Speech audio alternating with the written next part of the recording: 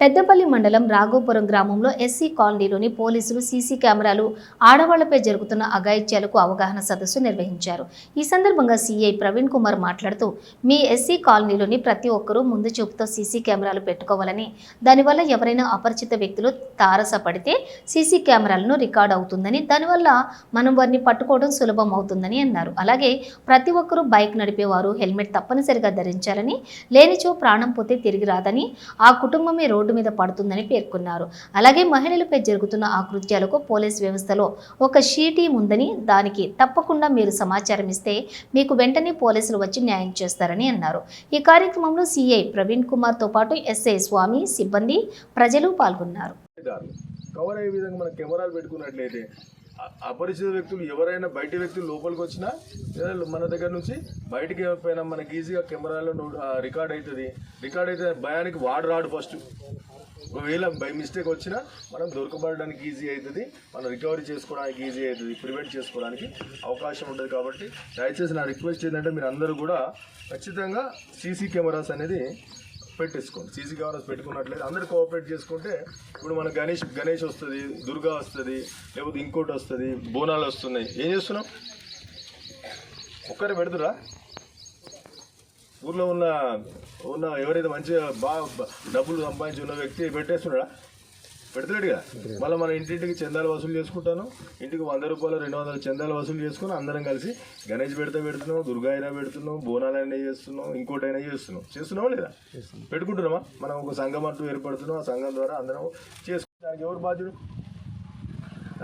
ఆయనకు మనం కంపెన్సేట్ చేయలేము, ఆ కుటుంబాన్ని కంపెన్సేట్ చేయలేము, వాళ్ళ భార్య పిల్లలకి మనం కంపెన్సేట్ చేయలేము.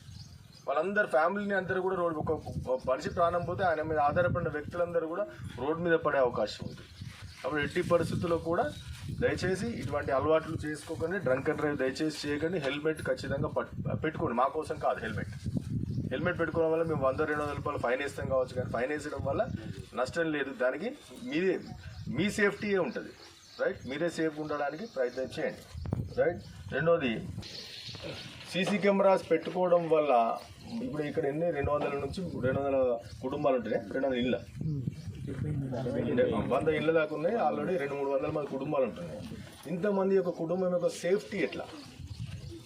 పొద్దున్నైతే అందరం పనులకు పోతాం, ఆడ మగ అల్లకి అందరం పనులకు పోతాం. పిల్లలకు కానీ పెద్దలకు కానీ సేఫ్టీ ఎట్లా, సెక్యూరిటీ ఎట్లా? రోజు పోలీసు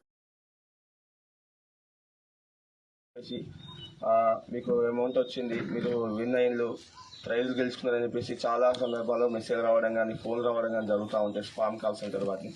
దానికి రెస్పాండ్ అయ్యి తెలియక ఆశపడి, మనిషి ఆశాజీవి కాబట్టి ఆశపడి డబ్బులు వస్తాయని, ఫ్రీగా వస్తున్నాయని చెప్పేసి ఉద్దేశంతో మీకు వచ్చిన ఇన్ఫర్మేషన్ కానీ, మీ డీటెయిల్స్ కానీ, నెంబర్స్ కానీ, ఓటీపీ కానీ చెప్పినట్లయితే మీ అకౌంట్లో ఉన్నటువంటి అమౌంట్ మొత్తం కూడా వాళ్ళు కాల్ చేయడం జరుగుతుంది. ఇట్లా చాలా సందర్భాల్లో కూడా మా పొజిషన్కి వచ్చేసారి ఇట్లా జరిగింది అని చెప్పేసి చెప్తా ఉంటారు. ఏదైనా మనం యాక్సెస్ అంటే మన ఇన్ఫర్మేషన్ మనం చెప్తాం తప్ప మన దాంట్లో ఉన్న అమౌంట్ కూడా ఎవరు కాల్ చేయరు. మనం ఏదో ఆశపడి ఏదో అనుకొని ఏదో అన్నెసెసరీ లింక్ ఓపెన్ చేసినట్టయితే మాత్రమే మనము వాని ఆఫర్కు మనము లోన్ అయ్యి మన యొక్క అమౌంట్ మనము మిస్ అయిన సందర్భాలు ఉంటాయి. కాబట్టి ఎవరు కూడా ఏ బ్యాంక్ కూడా ఫోన్ చేసి మీకు మీ నెంబర్స్ డీటెయిల్స్ చెప్పని ఏది కూడా అడగదు. కాబట్టి ఎవరు కూడా మీ పర్సనల్ ఇన్ఫర్మేషన్ కానీ, మీ అకౌంట్ డీటెయిల్స్ కానీ